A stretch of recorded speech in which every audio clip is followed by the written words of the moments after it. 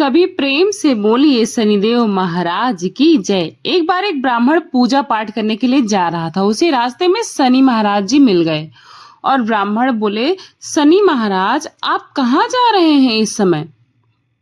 तब शनिदेव ने कहा, मैं राजा को लगने जा रहा हूँ ब्राह्मण।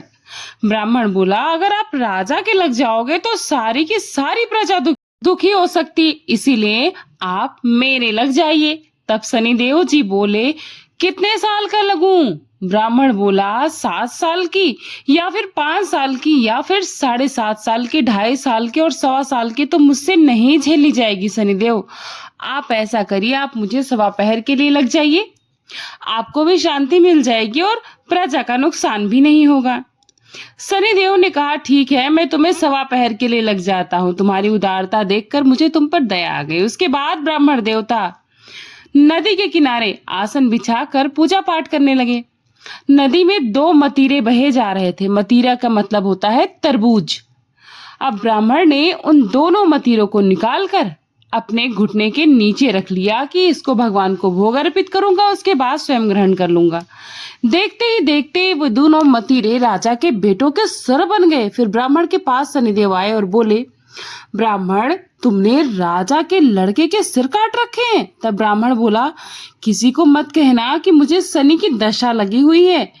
उसके बाद शनिदेव वेश बदलकर नगर में चले गए। वहां जाकर उन्होंने एक आदमी से कहा कि नदी के किनारे एक ब्राह्मण के घुटने के नीचे राजा के बेटों के सिर पड़े हुए हैं। देखते ही देखते यह बात पूरे नगर में फैल गई। जब यह बात राजा को पता चली तो राजा ने कहा कि ब्राह्मण को सूली पर चढ़ा दो, और राजा के आदेश के अनुसार ब्राह्मण को सूली पर चढ़ाने की तैयारी की गई। पहले उन्होंने सोने की सूली गड़वाई। जैसे ही वह ब्राह्मण को सूली पर चढ़ाने के लिए ले जाने लगे, वह सूली टूट गई। इस तरह उन्होंने चांदी की सूली, फिर तांबे की सूली और उसके बाद लोहे की सूली भी गड़वाई, लेकिन वह सब की सब टूट गई। और जिस भी धातु की वो सूली गड़वाते, वो सब की सब टूटती जा रही थी।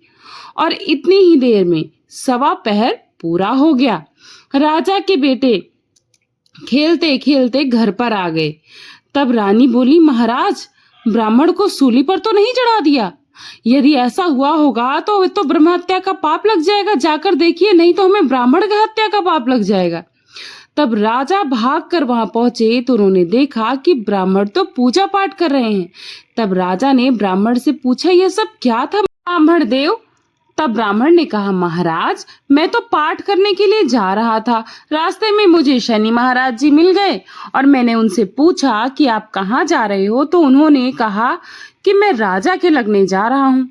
फिर मैंने उनसे कहा कि अगर आप राजा को लगोगे तो सारी प्रजा दुखी हो जाएगी, इसीलिए आप मेरे लग जाओ। तब शनिदेव जी बोले, कितने साल का लगूं, कितने पहर का लगूं? मैंने कहा, मुझसे 7.5 साल, 5 साल, 2.5 साल तो नहीं झेली जाएगी।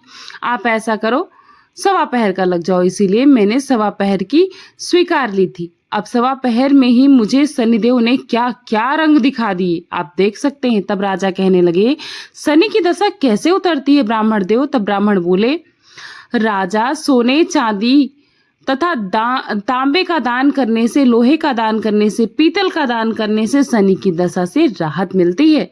तब राजा हैरान होकर ब्राह्मण से पूछे, राजा, महाराजा और साहूकार तो सोने चांदी के दान कर देंगे, परंतु जो गरीब है वो कैसे करेगा? तब ब्राह्मण ने कहा, तेल की फली और गुड़ की डली डकों को देने से शनि की दशा से मुक्ति मिलती है।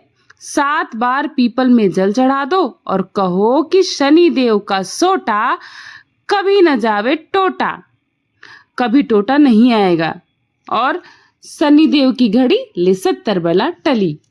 ऐसा कहकर 7 बार में पीपल में जल चढ़ा दो तो सारी बला टल जाएगी। ब्राह्मण की बातें सुनकर राजा ने ब्राह्मण को धन्यवाद करके वहां से चले गए। और फिर तो राजा ने नियमित रूप से हर शनिवार को तेल, गुड़ और सामर्थ्य के अनुसार दान देना शुरू कर दिया और पूरे नगर में घोषणा करा दी कि इस प्रकार शनिवार को सभी लोग यथासमर्थ दान देंगे। इस प्रकार शनिदेव की कहानी पूर्ण हुई। यदि आपको ये कहानी अच्छी लगी हो तो वीडियो को लाइक करिएगा। जय शनि।